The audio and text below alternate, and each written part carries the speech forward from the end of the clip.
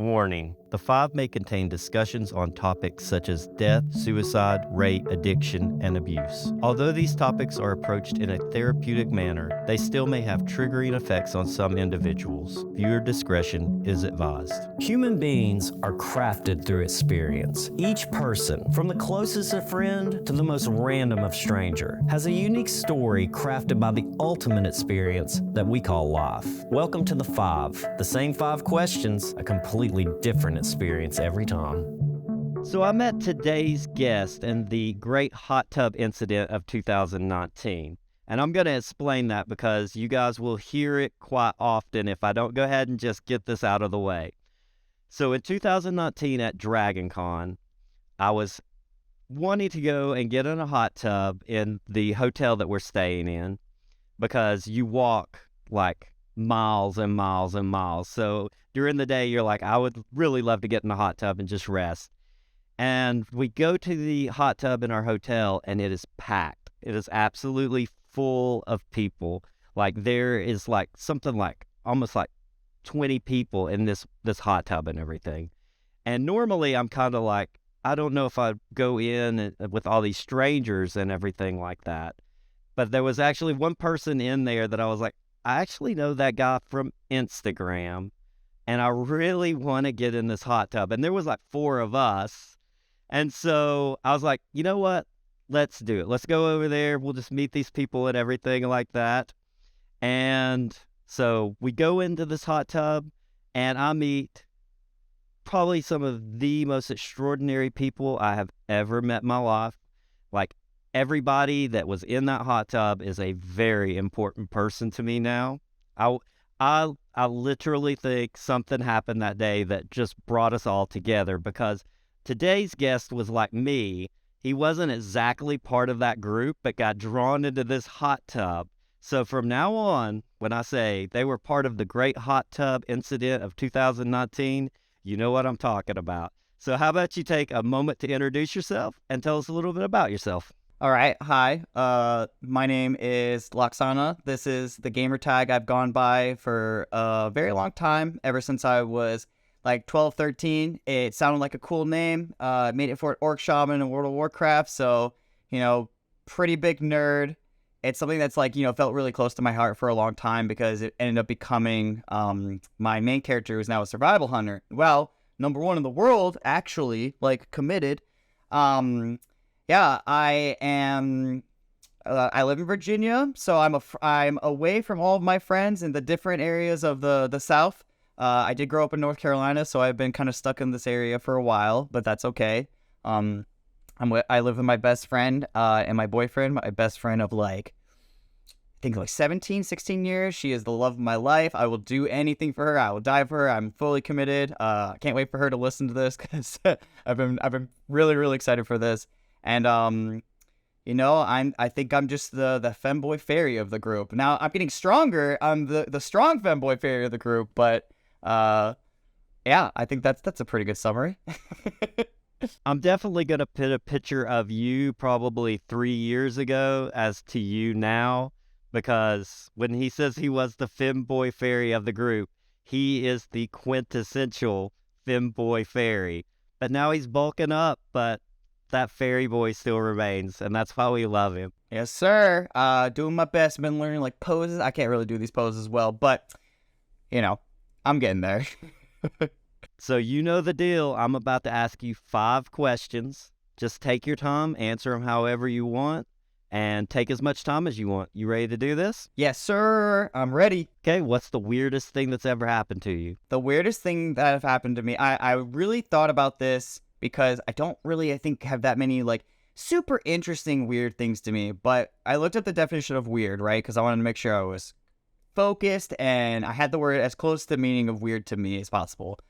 And the weirdest thing that I could think of, and it kind of gives me anxiety because of how weird it was. And we'll get to that, but I was around 5 years old And I grew up in North Carolina, right? And we grew up in this old slave house. It was like 180 years old at the time that we got it, back in like the 90s, 2000s. I was just really thirsty one night. It was a 2-story house, and I was coming down the stairs. And these stairs were like really creaky. There was like specific steps, you know how if you live in an old house, you have to dodge them.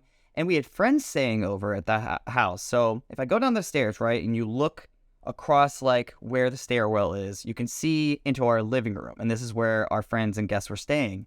I still to this day don't know what happened, but I remember looking into the room and seeing this, like, I'm talking like it looked like an 11-foot tall, like super lanky, it's giving me chills just remembering it, like shadow creature thing.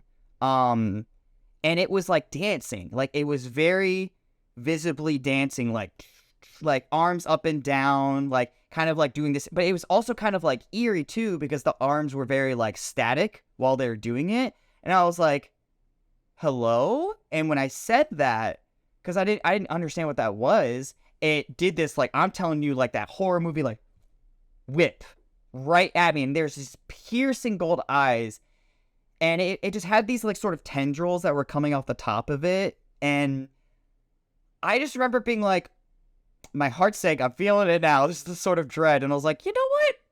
I'm going to go upstairs. And it just looked at me like this. And now I think of it, it's kind of funny. It's still kind of scary. But years later, my oldest brother said that was him. But I'm like, I don't think that makes sense to me. It still doesn't make sense to me, because he was just like, it was a kind of off the wall conversation, but they were sleeping. You know, like, our guests were sleeping. That's like the key part. It's like, how are you dancing on top of them and then they were sleeping and they didn't wake up? And to me, I still think of like, what the hell happened that night? And that still lives with me. I don't know why. I definitely, like, there are a lot of moments where I see things in the dark. If I see shadows in the dark, I'm like, oh no. And I had multiple incidents in that house where I thought I saw ghosts and whatnot, but it was just, that was definitely the weirdest thing that ever happened to me. That would be pretty freaky. Yeah. So I'm glad that it didn't scar me or anything. It wasn't like it's not my scariest thing, I'll tell you that, but it's definitely the weirdest. Well, I mean, you just led into the next question, which is, what is the scariest thing that ever happened to you? Okay, so I have two that like are really I think about frequently. Do you want me to give one, or can I give both? Give two. Give two? Okay. So I'm going to do the really quick short one, because it's like, it's traumatic. So just like quick warning for people. It does involve like, abuse. So this is like a 1 minute, like 30-second, 1 minute interaction. So I was around like 7 or 8, and I was in the car that my mom was driving me to school with my middle brother. My mom is not a good person by any means, and she was very, very fucked up. Like, she was misdiagnosed with bipolar disorder. Turned out she never had it, so she was just fucked up on meds all the time that she wasn't supposed to be. She was a chronic like narcissistic like liar, very manipulative. And when she was driving us to school, she normally would drive us, and this thing was younger, so this was during that transition of her getting worse and worse, but she was taking us to go get food. Like, we were going to get breakfast at this store called the Little Store. So we're heading down the Little Store, and I remember it was normal. I'm sitting in the back seat, because we're in this truck. We're in this like greenish truck that had our kennel on it, because it's American Bulldogs. And I'm in the back. It's very small. I was a very small kid anyway. I was only like 6 or 7. And my brother's in the front, because that's how it was. And everything was fine, and then she just like gripped the wheel so hard, and there was only one other car on the road, and it was so far away, but it was a semi, and it was on the opposite side of the road, and she just starts gripping, and I do not like acceleration of cars because of this. She accelerated so fast and just started turning into the left, and was in the left side when we were like, it was going to be a head-on collision. Like, we were going to be taken down. And I remember in my head, like, just thinking, like, I'm a child, right? I'm like, I'm going to fucking die. This is it. Like, I can't stop her. And I'm just crying. I'm like, Mom, please stop. Please stop. And like, thank God my middle brother was like, he was a pretty beefy boy, it's like still a child, right? Was able to whip her back and be like, Mom, stop. Like, he was angry, and I'm just fucking crying. So thankfully, We're not dead. But it was just like I just remember, I don't even remember what she said, but she was just saying unintelligible things, just crying, and she was so erratic. I was like, what the fuck is going on, bro? So I put that as like one of my top ones. I would say this is the second one though. Because the next one I'm about to tell you still lives with me. I still have, I wouldn't say PTSD because I think I don't want to be rude, but I still definitely have some like after effects. So my actual scariest thing that ever happened to me was when I think I was 19. I think it was 18 or 19. I'm pretty sure it's 19. I was home for Christmas break, winter break, from college with my dad in North Carolina. And my dad usually leaves for work at like 2 or 3 a.m., right? So like that, I was very used to him being gone and me just being by myself. I was like up until like 6 a.m. watching The Walking Dead. I was so into The Walking Dead at this point. I was like, I need to catch up, dude. Michonne's a bad bitch. I need to fucking... And my dad drove an orange car. This is important detail. So I'm up until 5 or 6 a.m. and I kid you not, so I used to have a knife. I used to bring 2 fucking super sharp like knives into my room every single day because like I didn't like guns, but I was like, I always felt kind of sus being home alone. I thought like this goes back to the shadow creature thing. Like, what the fuck's here? And I was watching Walking Dead all night. My dad leaves for work. I hear the door close, everything, and he's gone. It was like 2 or 3 a.m. when he left, and then it goes on watching the show. It's 5 or 6 a.m. now. And I heard the door close. I was like, oh, Dad's home. Duh. And I'm watching for like another 2 to 3 minutes. And I'm like, hold up. Wait a minute. Why is Dad home? Dad shouldn't be home. He would tell me why he's home. So I look out from the corner of my eye. So the way my room is like, it's this box, right? If it would like have this square, I am in like the back right corner and I can only see the window, like just like very peripheral. And if I look out, I saw orange the entire time. And I thought it was my dad. I thought it was his car. So I was like, this is kind of weird. So I get up and it's a fucking bike rack. And I'm like, oh no. Someone's in my fucking house. Because I looked out, my dad's car is not there. I'm like, oh shit. And I can like kind of hear rustling. So I instantly like lock the door. This is where I discovered I'm a freezer. Because I was like, okay, what do I do? And I kind of heard the rustling downstairs. So I called the police. And they're like, are you sure someone's there? Are you sure that... And I'm like, yes, there's someone in my fucking house. Please send help. Like, I don't know what's going on. And like, I'm whispering that, right? I'm like, please, I'm scared. I don't know what's going on. And so literally I hear him coming up the steps. And I'm like, oh God, knives. Look.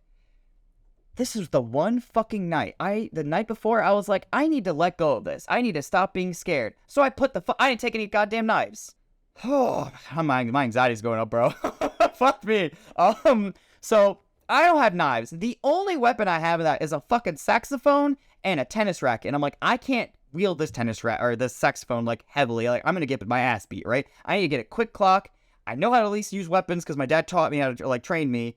So I'm like, all right, this woman's on the phone. The person's coming up. They're like, I see that. Like, they're like, what's going on? I'm like, he's coming up the stairs. Like, I was whispering this. I'm like, he's coming up the stairs. So I hear him go to the other room, which is like my middle brother's room. And I'm like, okay, my door's locked. Maybe he won't come in. So I'm sitting there, like, I'm on the bed like this, just like, ugh. You guys see my tattoos. I'm on the bed like this, like holding a racket with a phone. And I'm like, okay, maybe he'll open the door. He'll go away. Maybe he'll just go away, right? So I start hearing, he's like rustling. It's like, tick, tick, tick, tick, tick, tick, tick, tick, tick. I'm like, okay. I'm just like being quiet. I'm like, he's trying to open the door. And then it stops. And dude, I swear it's the most cliche bullshit of like silence, like on my heart. And maybe it was only like 2 seconds or something, but it felt like 30 seconds of just like, boom! Like this guy, I'm sorry, audio, but that cracks the door in the middle, like starts kicking it. And the minute he did that, I'm like, yo, what the fuck, bro? And that person, this is the moment that I was like, okay, maybe like I started like realizing what the situation was probably like. I hear, oh shit. And I just hear dum dum dum dum dum dum dum dum dum. Like they got that first kick in, and as soon as I responded, that person's gone. But that person's voice sounded so familiar. I swear to God, it sounded like someone that used to come to my house every day. And so I'm sitting there, and I'm like, the police are like, what's going on? Blah blah blah. I'm like, please send someone. I'm crying, and I'm just like, oh, what do I do? And I'm just sitting there the entire time. I was like shaking. I'm like, I'm gonna fucking die. It took 45 minutes for anyone to get to me. I'm like, I'd be dead. I'd actually be dead.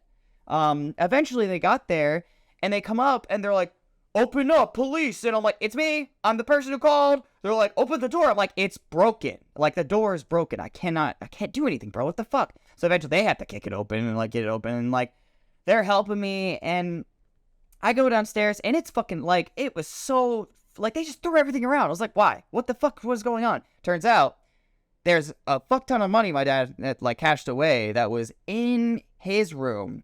And it was, like, very specifically, like, this person was searching, almost like they fucking knew it. And I swear to God, it is that person.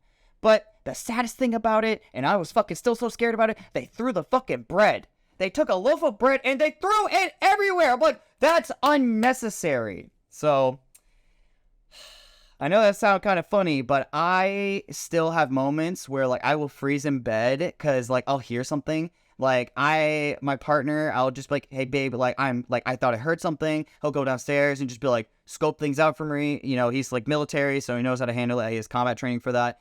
And it's just, like, I've had nightmares. I've woken up in, like, night sweats. Like, he hears me talking in my sleep about it. Like, it fucked me up. And I'm always, always, always scared about another break and how I'm going to handle it. So It's funny how you mentioned, like you said, I found out at that moment I was a freezer. yep. When you watch movies and everything, you're like, oh, I would handle it this way. And they're doing it wrong. I would do it that way and everything like that. And I have to tell you, I am also a freezer. I know this because, I had someone break into my house once. It was kind of like a stalker type situation and everything like that. I know 3 forms of martial arts. I've taught martial arts. I had a gun in the headboard of the bed I was in, and wake up and I'm like, I feel like there's somebody in the room, but I'm also like one of those vivid dreamers, so I'm like, it's just a bad dream. And I have a fan inside my room, and about that time that fan turns and there's a blue light on the fan and there's just a shadow right there in front of my bed. Oh, no. In your head, you're like, well, I would do this and I would do that. But like, I see the shadow, and did I jump up and did I do any martial arts? No. Did I reach for a gun or anything like that? No.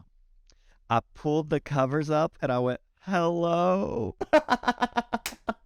So I know that I'm a freezer. Now, when that person responded and I knew who it was, then it was like, what the F are you doing here? And like, all this stuff, because I've been going through this stalker type situation. But like, I know that I'm a freezer for myself. And then I've also been like the person that charges in for other people. So I'm like the champion for somebody else. And for me, I'll just let myself die. So it's funny. You never know if you're a freezer or a champion until it's your time. I'm glad to hear that, Brad. I'm not alone. Oh, my God.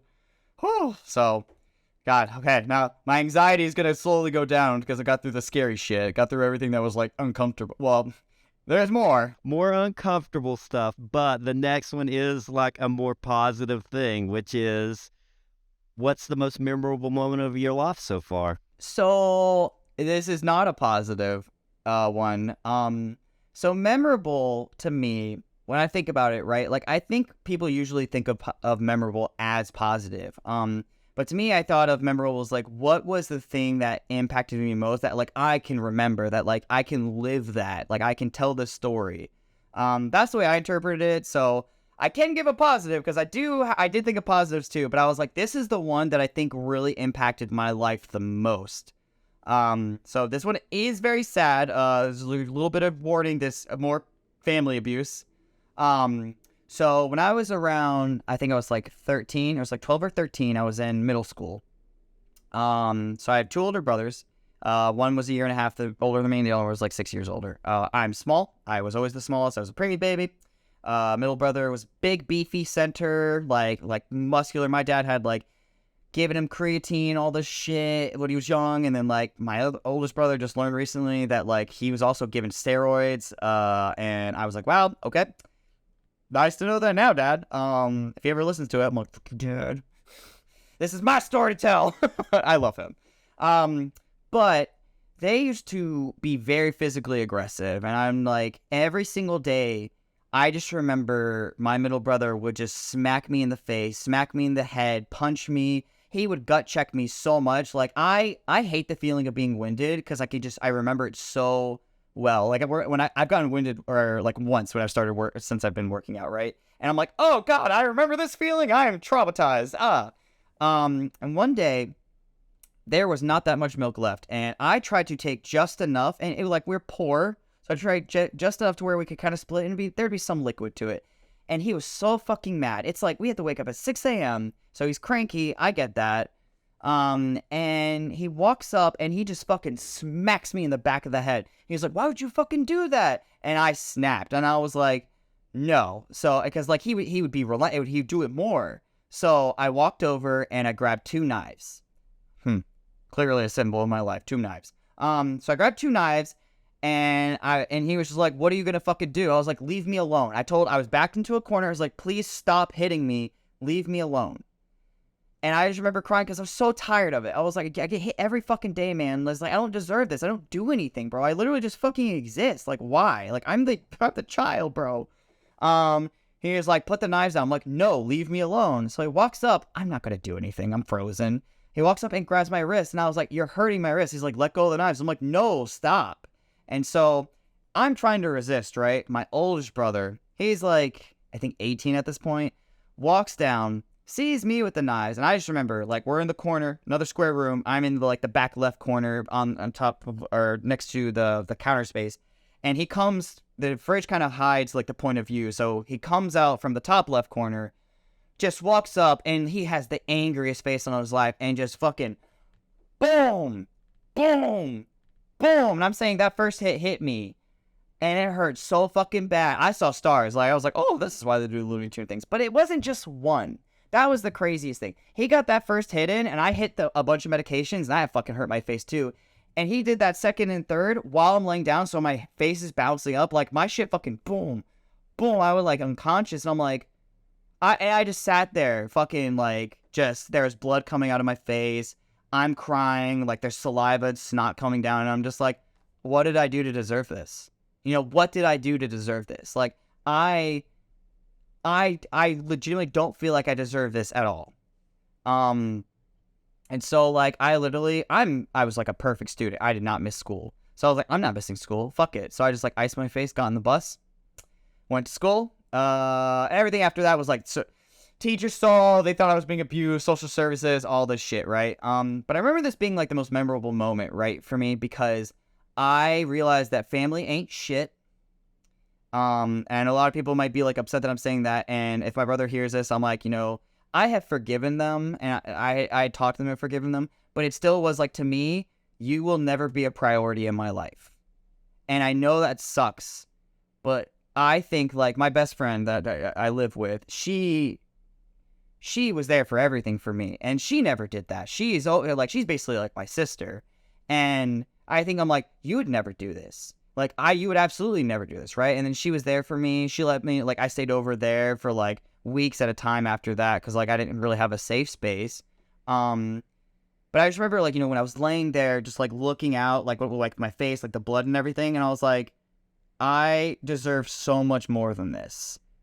And, you know, they gaslit the shit out of me, saying that I tried to stab Logan. Well, Logan's dead, so that's another fucking sad thing. So whatever. So the one who punched, or not the one who punched me, my oldest brother, you know, I just thought to myself, I was like, I can't trust you anymore. I'm never gonna be there for you ever again. Like, and after they were like gaslighting me and like, you know, spinning the story everywhere, they made me feel crazy. But I always knew, I was like, I'm not crazy. I'm never gonna let y'all make me feel crazy. And I was like, I'm gonna keep my fucking head down. I'm gonna engage with them as small as possible, right? I'm gonna keep doing school, and I'm gonna get the fuck out of here. And I'm never gonna let anyone like hit me or treat me like that again.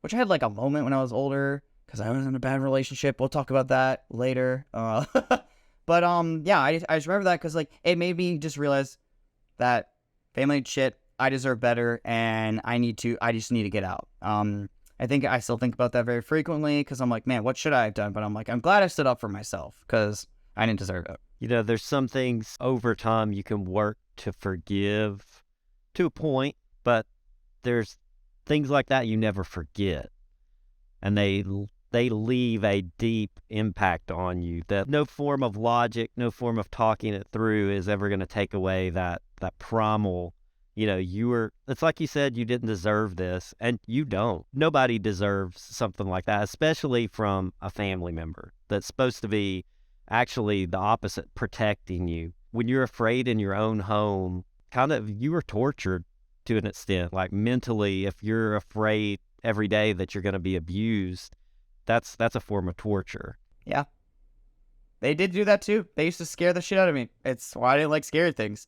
They used to literally trap me in like kennels with dogs and like pretend to be monsters, and I couldn't fucking fathom what they were doing. They had masks on and whatnot. Hated it. So, yep. So I'm glad you were able to forgive, but like you can't forget it, and necessarily you shouldn't forget it, because like you said, it's actually something that kind of made you stronger in the end. Yeah. Wish I didn't have to have that, but it happened. I'm glad I survived. I'm glad I got through it, and I'm glad I have my best friend, and I had honestly, I'm just glad I had her. Really, like, she pulled me through everything. So let them try it now. Ain't no way. No, ever, bitch. So moving on, here's the hard one. What's the saddest thing that's ever happened to you? I think there are several moments I wanted to pick. My brother died last year, and that was when I thought I might have picked, but it was something I knew was coming. Or like, know someone is in hospice. Like, it's sad, right? But it's not the saddest thing for me. I love him. I still love him to death. There's so much I lost, but to me, it's like, that wasn't something that like was the saddest thing. Like I've going to therapy for that. So it's something I'm working through. But for me, what I think of as the saddest thing was when another warning for people who don't want to hear about, suicidal ideation or suicidality. I tried to kill myself in, what year was it? It was 2018. So that was the year I met. No, that was the year before. I met Whiskey Mancer. Cool dude. So I was in a relationship with a guy from 2015 until around 2018. Actually 2016. So it was around 2 years. And he was just so emotionally manipulative. I mean, like, if I was ever upset, it was always about him. If I was ever crying, he'd always be like, "Oh, baby, I'm not like that. That's not me. I'm so sorry. Let's make up, blah, blah, blah." If I ever tried to leave, it was always him chasing me down. It was a bit like, always like try to take me back. He did physically abuse me. So that's like a thing that when it happened, I'm not trying to lighten my own, but like, I never got extremely hurt. I got a little bit hurt once, but I was like, bro, what the fuck? And I was like, because I don't want to fight. I don't want to fight. But I'm like, why are you doing this? And I knew I didn't deserve that. But I also was kind of stuck. I was postgraduate. I didn't know what I was doing with my life. I didn't want to burden my best friend by being like, hey, can I stay with you? And I didn't really have, I had a consistent job, okay-ish, but it was really expensive in the area I lived. So I was like, fuck, dude, what do I do? So I stayed in the situation because of multiple things. That beat me down eventually to a point where it started getting to a head where in 2018, he had, it was the last time he'd physically abused me in March-ish. And I was just like, what the fuck? And things had gotten really uncomfortable, and it eventually got to his graduation in May. And in May, we had done his graduation, and his family just come visiting and whatnot, and I had worked that night, and I told him, I can take off. He's like, no, work it. It's fine. It's okay, babe. And come to find out, literally the day after, he's sleeping, and I was like, you're acting really weird. So I went through his phone. I do not regret this, because he went through my phone all the fucking time. But I was like, you're being weird. I don't go through your phone. I just want to know what's going on. And he had cheated on me on his graduation with this ugly motherfucker who literally looked like a thwomp. Like, I'm not trying to be mean, bitch, but I was like, a thwomp, bro. So taking the abuse, taking the cheating and whatnot. I had confronted him because I was like, nah, bro, nah, this ain't fucking me. And I was just so fucking distraught because I did love him. And I thought maybe we were engaged and all this shit. And I just remember feeling like I was so ugly. I was so worthless. Like nothing really mattered. Like if this is the person that's supposed to love me, why am I here? Like why the fuck should I even be here, bro? So I stopped eating. There's a picture I think I've shown you, you guys. But there's a picture of me like during that time where I weighed like 115. And I looked like a fucking skeleton, and I'm like, whoa, bro. Like I stopped eating. We had gotten back together. Like I'd forgiven him because I was like, fuck, bro. I don't know what to do. We were in a lease. We were a lease for another year too. So I was like, oh my god. And we got back together. Things were fine. I was like, okay, maybe I can work through this. And then he'd broken up with me, and I was like, okay, if you're breaking up, that's it. And like that's gotta be it. So after he breaks up with me, I'm like on Tinder again. He's trying to be like, no, don't talk to other people. It's this uncomfortable situation. And one night that he had gone to go hang out with the guy, I didn't want to be on Tinder. I didn't want to hook up with anyone. I just felt super worthless. I grabbed 2 more knives, and I held them both to my wrist. And I started cutting, and it hurt. It hurt really bad. And I just remember I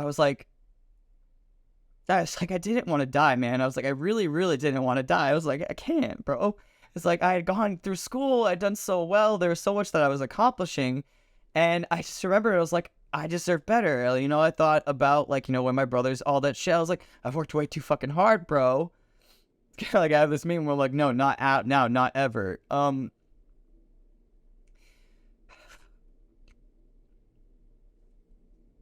Take your time. Yeah. But it sucked too, because I called my best friend.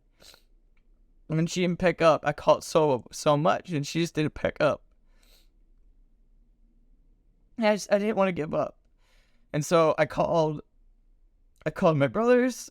They didn't pick up. I was just going through friends, and I eventually got to a friend of mine. He was a senior, I was a freshman, and he didn't pick up. And I was like, fuck, dude, I'm just gonna call his girlfriend, because I loved her. She was super cool. We're not the closest of friends, right? And she picked up, and I was like,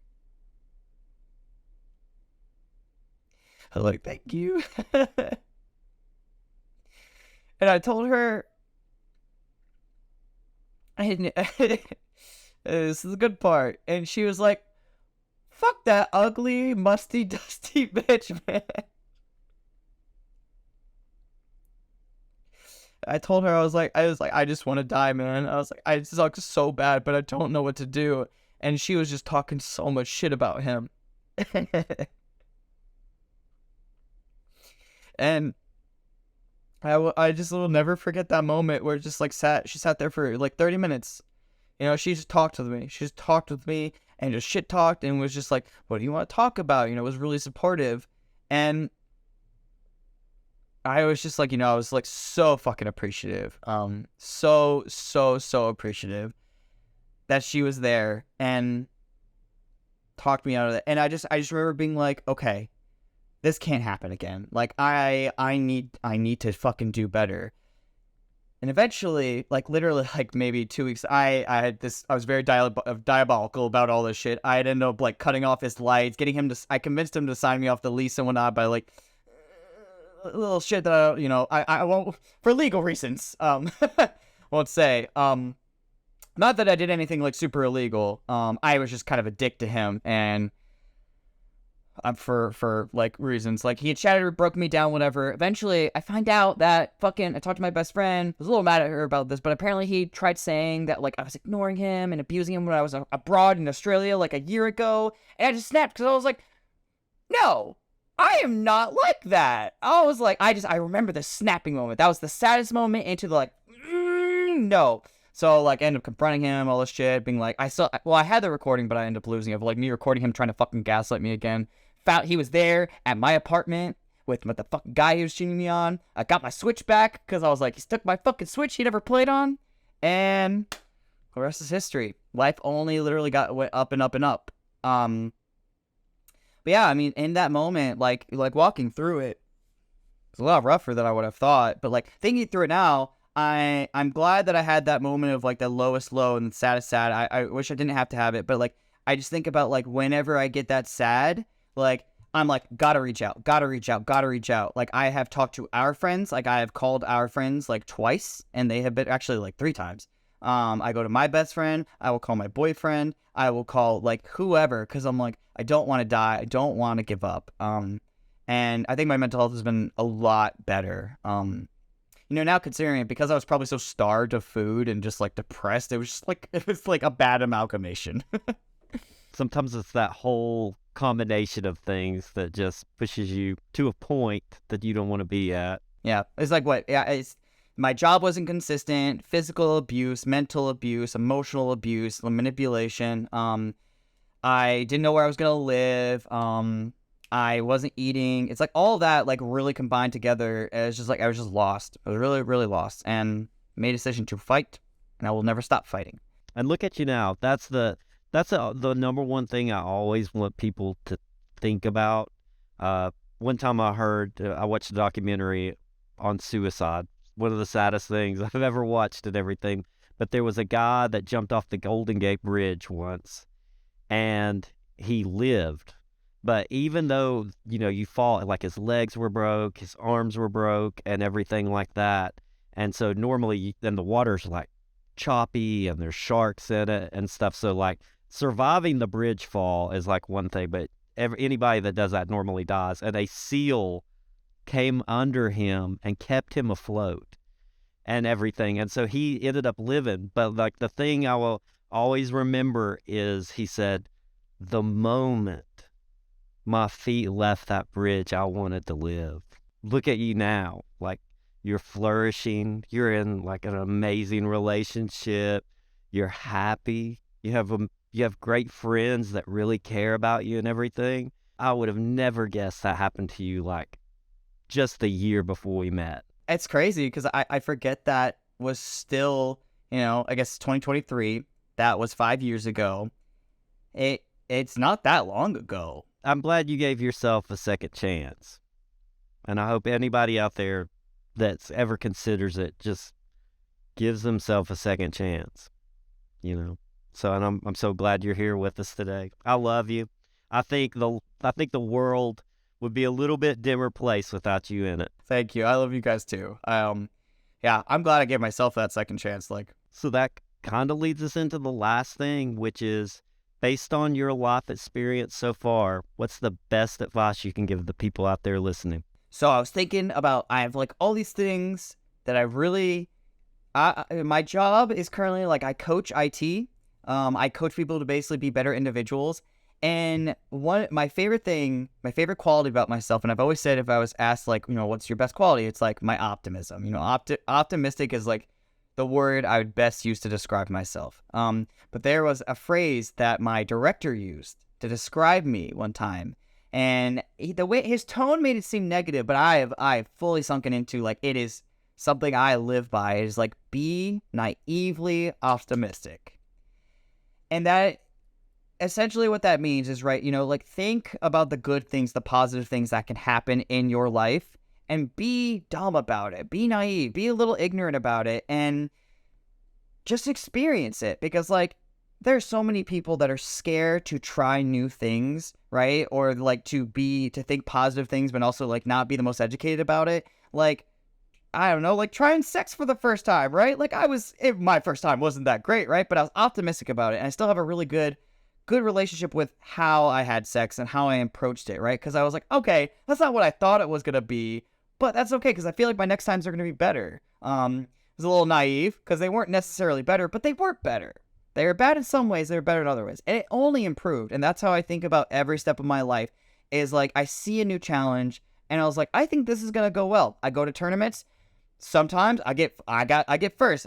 Last tournament I went to, got fucking last, But it's like, I learned a little bit more because I didn't think too hard about it. I was naive, I had fun, and I just only saw the positives. So I really think that's something that a lot of people could use.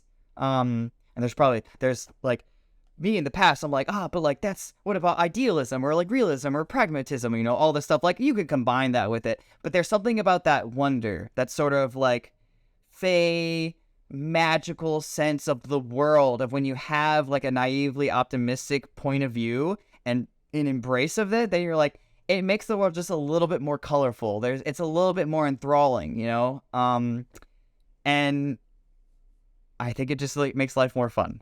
Sometimes our worst enemy is our own brain. Yes, sir. It's like when you try to like approach things too logically and too methodically, sometimes your brain's like, no, we can't do this. We've never tried it. We don't know how it's going to happen or what to do, but we just can't. We can't do it. I'm scared. What are they going to think? Go in naive. I don't know if I can do it, but I'm going to give it a shot. And I know that because I'm very much like that too. There's a lot of times, people's like, what did you think was going to happen when something, I usually end up hurting myself or having like a really fun experience out of it that may not been how I expected it to turn out. And a lot of times I'm like, I had no idea how it was going to turn out. That's why I did it. So being a naive about it. That's you. That's you in a nutshell. I think he actually nailed one of your strongest personality traits. This is fun. This is nice. This is a very good time. I'm glad I've told very few people about a lot of those situations, a lot of those stories. So it's nice to be able to like tell my story to some degree, like, tell parts of my story. A lot of negative, right? But they're still very core. They're my core memories, as the Zoomers like to say. But definitely, I'm glad I am where I am now. And you never know. So, yeah, you had some negative stories and everything like that, but there's somebody out there going through the same things. And you never know when your story can help them get through it. Storytelling. It's like the most powerful tool that humans have ever had. Just like talking to each other and relating. The more you share with each other, the more you're prepared to naively be optimistic into the next situation. Exactly. That's what gets me through work every single day. Well, I absolutely enjoyed this. And I've had fun, and I love your enthusiasm. I have yet to have anybody jump up on the chair yet, and you are the first, so I love that. I love how I will say this. I love how into everything you are in life. Like, you are one of those people that, like, you go into everything, like, full bore, and I very much admire that of you. And I love to see how you are growing, and you're just pushing forward and making your place in life. So I'm very proud to be a part of that. I'm very proud to be your friend and get to experience these things with you. My heart feels full. It feels very warm. It also feels hungry. I can't wait to see everyone again. Oh my God. I want to see everyone now. I need hugs. You'll get them. We're huggers. I just want to say thanks. Like I said, thank you again for this. And I'll be seeing you soon, I know. I'll be seeing all of y'all. Well, thank you, everyone. Thank you for listening. If you want to find me on any of my social media, I'm Laksana, Laksana. I'm going to plug my Twitch. I don't stream that often, but I might. I don't know. Follow me. I'll have your credentials down in the summaries and everything like that. So you'll definitely want to follow this guy because I have a feeling he is one of the most lovable people I know. You're going to fall in love with him just like the rest of us. I love you guys. Oh! Thank you again. I want to thank you all for listening today. If you enjoyed today's podcast, please subscribe and leave a 5-star review. Also, check out the video podcast at Handlebar ASMR on YouTube for extras.